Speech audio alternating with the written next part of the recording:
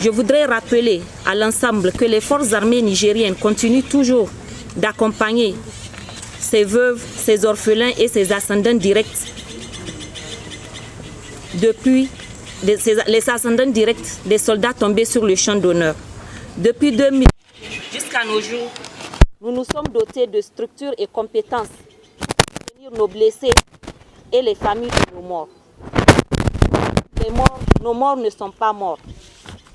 Sur ce, j'invite la représentante des parlementaires à prononcer son discours qui sera suivi de l'annonce de la donation. Je vous remercie, Madame la représentante.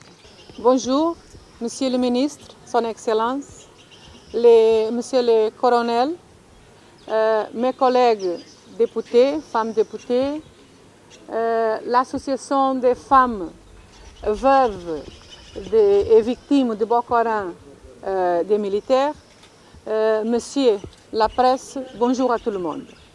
On est là en tant que député de la CEDEAO.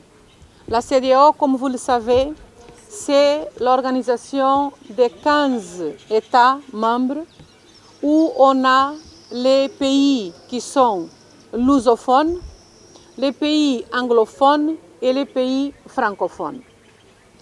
En tant que parlementaires, on suivi tous les problèmes qu'on a dans notre sous-région à propos des conflits militaires, à propos des conflits armés et surtout avec le Boko Haram.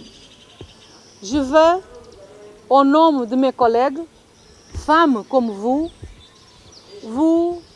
désirer que Dieu puisse vous bénisse à tous, que Dieu puisse vous donner du courage dans votre souffrance en perdant votre mari, votre fille, votre maison, tout ce qui vous a déjà perdu.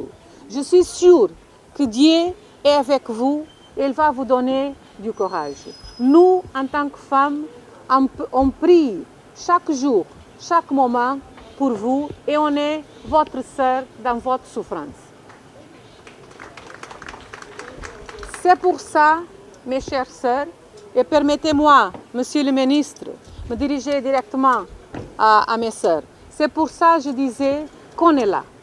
On est là pour vous aider avec un petit peu. On sait que ce n'est pas trop. On voulait faire plus que ça. Mais nous-mêmes, on n'a pas condition de faire tout ça. Mais on est là pour une réunion du Parlement de la CEDEAO, mais on veut profiter de ce moment-là pour vous dire, à travers ce petit geste, que vous pouvez compter sur nous et qu'on ne va jamais vous oublier. C'est pour ça qu'on a aussi acheté 3 tonnes de riz, 40 cartons de savon, 20 sacs de farine de 50 kg chacun et aussi 1 tonne de sucre.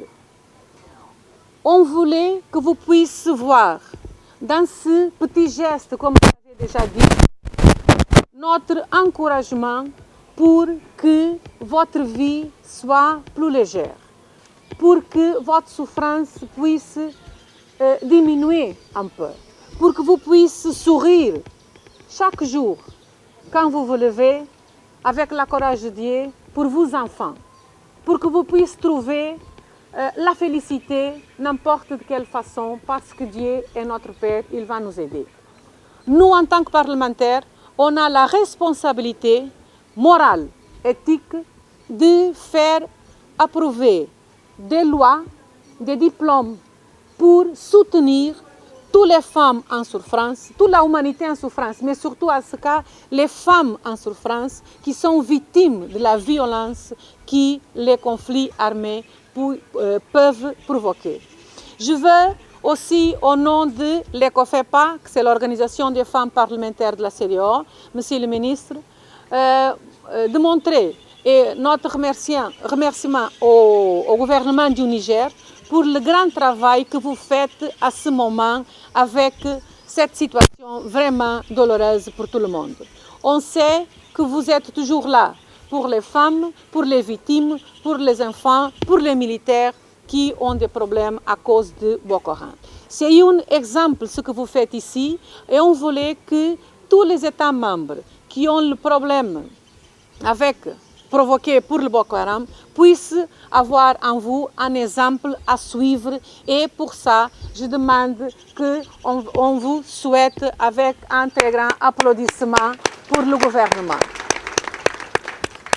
Je voulais aussi, Monsieur le ministre, dire que nous sommes vraiment gratifiants pour être là et pour voir que le pays se développe, que malgré tous les problèmes qu'on a, et ce n'est pas seulement ici, c'est dans tous les États membres et aussi dans le monde, mais après, malgré tout ça, voir que l'Afrique rencontre son chemin, son processus de développement et chaque fois en plus, on a moins de conflits.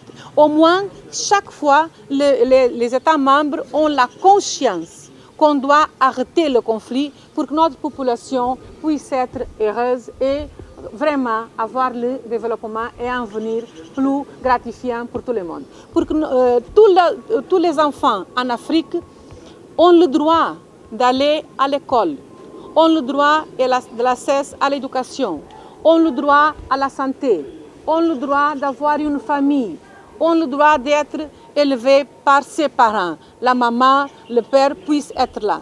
C'est pour ça qu'on doit lutter en Afrique. Soit chaque gouvernement de chaque État membre, soit nous en tant que parlementaires dans les assemblées, soit les familles du Niger, du Nigeria, du Cap-Vert, du Mali, du Burkina Faso, du Sénégal, du Bénin, pour qu'on puisse être vraiment ensemble et avoir la félicité en Afrique. Monsieur le ministre, je vous félicite, mes sœurs, au nom de l'ECOFEPA, on vous félicite et on prie toujours pour vous. Je vous remercie pour votre attention et on va vous aider. Je voulais aussi rapidement présenter les membres de notre délégation pour que je ne puisse pas parler beaucoup. On a ici de cet côté Philomena Gonçalves, qui est du Cap-Vert. Après, on a notre sœur Adja du Sénégal. Ojobo du Togo. Notre sœur Ibatiu du Bénin. Martina de la Guinée-Bissau. Nyambali, Mali. Adja de la Guinée-Bissau. Véronique Sierra Leone. Reine, qui est du Burkina et est la première vice-présidente de l'organisation. Oludjimi, la deuxième vice du Nigeria. Fofana Anne-Marie de la Guinée-Conakry. Dafé aussi de la Guinée-Conakry, notre sœur.